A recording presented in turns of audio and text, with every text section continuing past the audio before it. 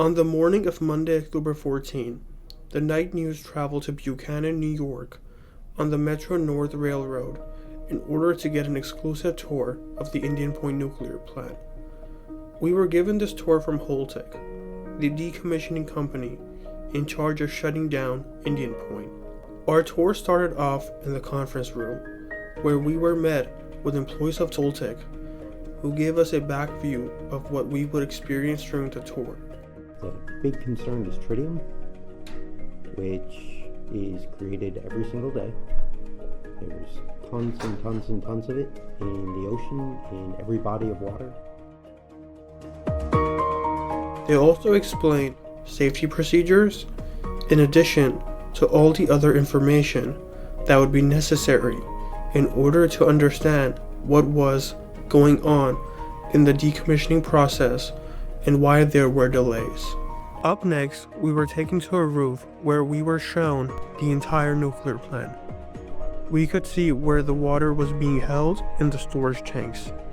We were given an overview of what was the controversy regarding the discharges of water from Indian Point. One of the key issues at Indian Point is that water is held in some of the reserves. Holtec argues that a lot of this water has previously been recycled, and this water is being discharged would be nothing new. However, other environmental groups, like Riverkeeper, make the argument that this water contains high levels of tritium.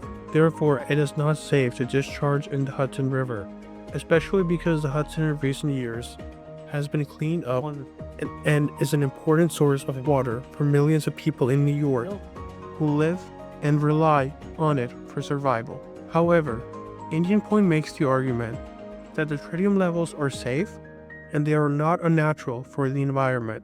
Therefore, they will not cause widespread damage. The current issue is currently being litigated. Next, on our tour, we were taken inside of the nuclear plant. We were shown where the reactor used to be. This included the employee telling us that the water in the spent fuel pool is the same as the water in other parts of the nuclear plant, including the reserves. Additionally, the employee explained to us that there's a delay in the decommissioning of Indian Point because of multiple lawsuits and recent legislation passed. It's difficult to get rid of the water.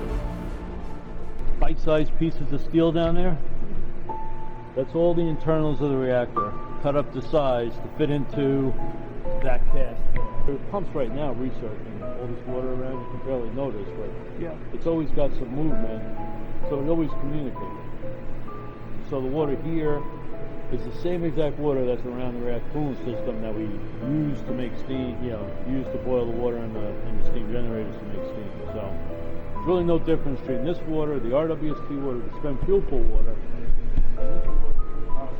This pool will stay at whatever level we end up with. Right now it's about 93 feet until we figure out what to do with the water. Because I don't have a place to put this water, and then we're going to go to the fuel storage building in a minute. I don't have a place to put that water. So this we would normally process. So the heart of the 8-year delay is the fact that I can't get rid of this water, so I can't go after the vessel because the vessel is part of this pool.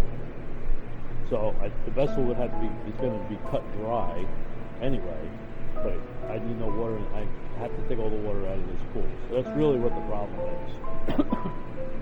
So once we come up with a solution for this, then I can go after the vessel seg itself, the vessel.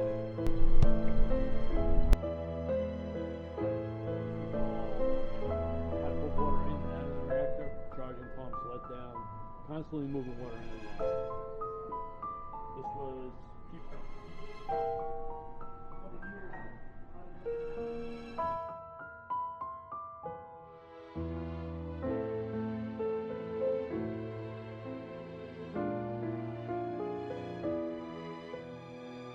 Up next, we spoke with a lawyer from Riverkeeper, the main environmental organization which is against Indian Point from discharging their water into the Hudson.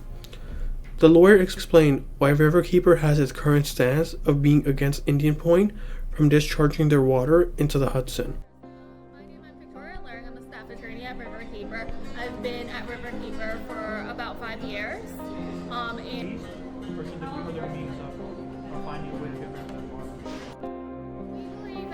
right now the water is secure where it is, and that the site appears to have adequate storage for the water.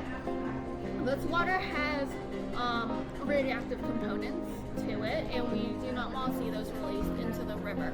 So at this point, with current technology, we think that it would be best to store it on site, discharge that radioactive water.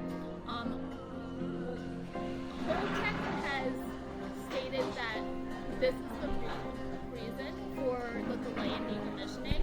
However, this is something that we believe is debatable. We think, a lot of the delay is actually caused by Holtec. They could just store the water. There are other solutions that they could be looking at. However, Holtec has refused to look at any of those solutions, and they actually stated that at one of the decommissioning oversight board meetings. And when we pressed them, Richard Webster is Riverkeeper's representative on the decommissioning oversight board. When he pressed the Holtec officials about the delay, Holtec ultimately admitted that the delay is because they want to challenge the law legally. Up next, we spoke with a professor at Queens College who explained issues with the discharging and what may occur if Indian Point discharges water into the Hudson, explaining their own research and other precedent from the past. Sure. My name is Cecilia McHugh. I'm a distinguished professor at Queens College, City University of New York, and we are in the School of Earth and Environmental Science Department. My background, my PhD was in marine geology and geophysics, and I specialized on sediments. I would say they were rather on the slow side, and so that whatever is discharged is not only going to be remobilized slowly, but because it is an estuary, it's going to go up and down with the tidal currents. So it might remain on the system for quite a while.